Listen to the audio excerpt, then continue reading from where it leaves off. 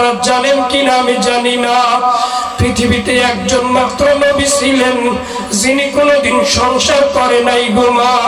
আল্লাহ পাকের ভয়ে সারা জীবন রোজা রাখতেন, কোনোদিন একটা রোজা ভাঙতেন না। প্রত্যেক দিন আল্লাহর পয়গম্বর ইদ্রিস রোজা থাকতেন, মৃত্যুর আগ পর্যন্ত রোজা ছিলেন। হঠাৎ আল্লাহ রাব্বুল আলামিন তার আসমানের ভিতরে সমস্ত ফেরেশতাদেরকে আল্লাহ বলতেছে, ফেরেশতারা ওয়াজকুর ইদ্রিস ইন্নাহু কানা সিদ্দীকান নাবিয়্যা। আমি আমার নবী ইদ্রিসকে আমার বন্ধু বানাইছি। ইদ্রিস আমার বন্ধু, এমনই বন্ধু আমার ইদ্রিস আমারে খুশি করার জন্য সারা জীবন রোজা রাখছে। এই কথা শুনিয়া আজরাইল ইদ্রিস পয়গম্বরের কাছে আসলেন। আয়েশা বলতেছেন, ভাই আপনি কেমন আছেন? আল্লাহর পয়গম্বর বলতেছে, তুমি কে? তোমার তো আমি কোনোদিন দেখি নাই, নাম কি তোমার? বলে, আমার নাম আপনি পরে জানেন, আমি কেন আসছি সেটা বলেন। বলতেছে, তুমি কেন আসছো? বলে, আমি আসছি তোমার সাথে বন্ধুত্ব করার জন্য। বলে, নাম কি তোমার? আমার নাম মালাকুল মাউত আজরাইল। তুমি আমার সাথে বন্ধুত্ব করতে আছো? আজরাইল তো কোনো মানুষের কাছে এমনি এমনি আসে না, কারণ আজরাইল জীবনে একবার তার সুরত ধারণ করে মানুষের সামনে আসবে, যেদিন আসবে সেদিন আর পৃথিবী থেকে বাঁচার অধিকার তার হারায় ফেলবে। বলছে, আমি আপনার সাথে বন্ধুত্ব করতে আসছি। আল্লাহ পাক বলছেন আসার জন্য। আল্লাহর পয়গম্বর ইদ্রিস বলতেছে, আচ্ছা তুমি আমার সাথে বন্ধুত্ব করবা, তবে তোমার সাথে আমি বন্ধুত্ব করবো একটা শর্তে। কি শর্ত? তোমার নাম যেহেতু মালাকুল মাউত, তুমি সমস্ত মানুষকে মৃত্যু দান করো, তো আজকে তুমি আমার একটা টেম্পোরারি মৃত্যু দিবা। বলে, টেম্পোরারি মৃত্যু আবার কি? এটা তো আমি জীবনে কাউরে মারিও নাই। টেম্পোরারি মৃত্যু হলো এই, তুমি আমার এখন মারবা, 5 মিনিট পরে আমার জান আমার মধ্যে আবার ফিরিয়ে দিবা। আজরাইল বলে, এটা আমি জীবনে করিও নাই, করতেও পারি না, কারণ আমি যারা একবার মারি সে আর পৃথিবীতে বাঁচার অধিকার নেই। বলে, না তুমি আমার করবা। আজরাইল আল্লাহর কাছে গিয়া বলে, আল্লাহ তুমি যার প্রশংসা করলা, তোমার বন্ধু বানাইলা, ইদ্রিস সে কি বলতেছে টেম্পোরারি মৃত্যু। আমার ইদ্রিস যা বলে আজরাইল তুমি সেটাই করো।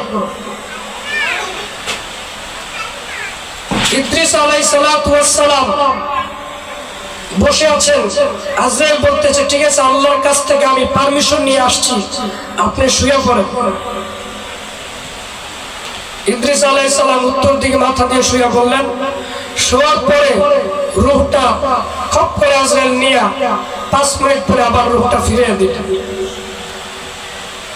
ফিরিয়ে দেওয়ার পরে মুরগি দেখবেন জবাই দিলে যেভাবে লাফাইতে থাকে,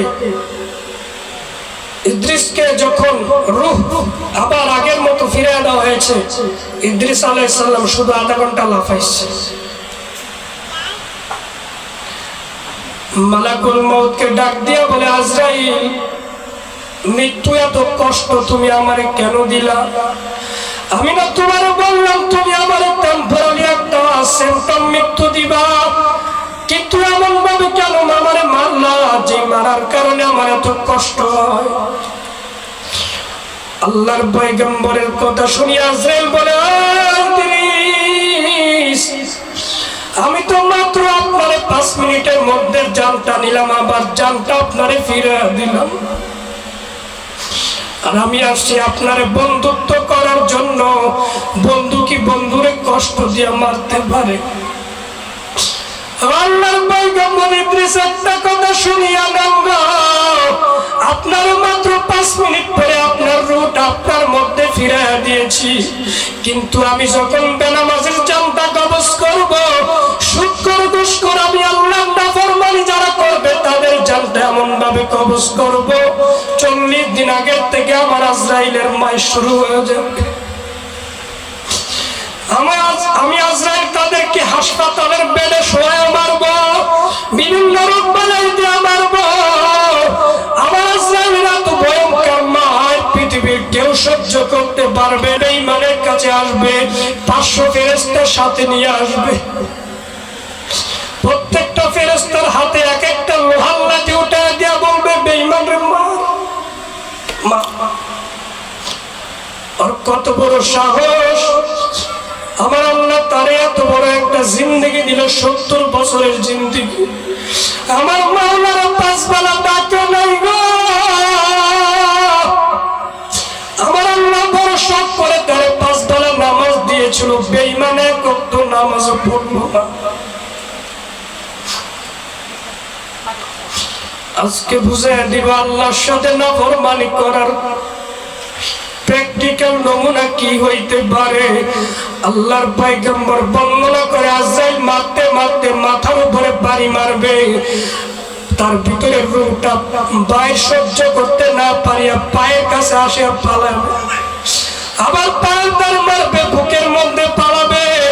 এই জন্য আজরাইল বলতেছে, আমি কারো জানটা দিব নাকের মাঝখান দিয়া, কারো জানটা টাইনা ধরবো ভুঁইর আঙ্গুল দিয়া, পায়ের বৃদ্ধাঙ্গুল দিয়ে আমি জানটা নিয়ে যাব। কারো জানটা নিব বুকের মধ্যে হাত ঢুকায়া, কারো জানটা নিব কানের লাঠি টাইনা ধরিয়া। ও আমার জানি না আল্লাহ আপনাদের আমাদের জানটা কোন জায়গা দিয়া নিয়ে যায়।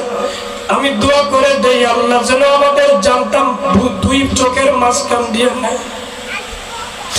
কারণ আমার বিশ্ব নবীর জানটা আজরাইল কবজ করছেন 2 ভুরুর মাঝখান দিয়া। ঘুমের মধ্যে আজরাইল চোখের মধ্যে রুমালটা ধরবে, যদি নামাজি হয়, আল্লাহর পছন্দনীয় বান্দা হয়, আস্তে করে চোখের মধ্যে জান্নাতের রুমালটা ধরবে, সাথে সাথে জিবরাইল আজরাইলের হাতের মধ্যে রূহটা চলে আসবে। মুমিনের মৃত্যু কোনো কঠিন হবে না, এত সহজভাবে হবে। এই জন্য হাদিসে আসছে, তুহফাতুল মুমিনিল মাউত, মৃত্যুটা ঈমানদারের জন্য উপহার একটা। ও আমার মা বোনেরা, আমি আপনাদের শোনায় দেই গো মা, জীবনে কত নামাজ কামাই দিয়েছেন আল্লাহ ছাড়া কেউ জানে না। আজকে থেকে তওবা করেন, আল্লাহ জীবনে অনেক নামাজ কামাই দিছি, আর নামাজ কামাই দিব না। অনেক পর্দা লঙ্ঘন করেছি, তুমি যা বলছো তা ঠিক মতো করতে পারি নাই। আজকে মাদ্রাসায় বসে চোখের পানি দিয়া তোমার কাছে বললাম, আর জীবনে নামাজ কামাই দিব না,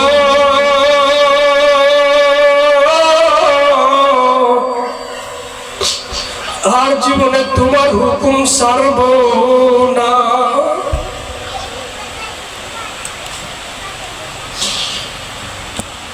এই জন্য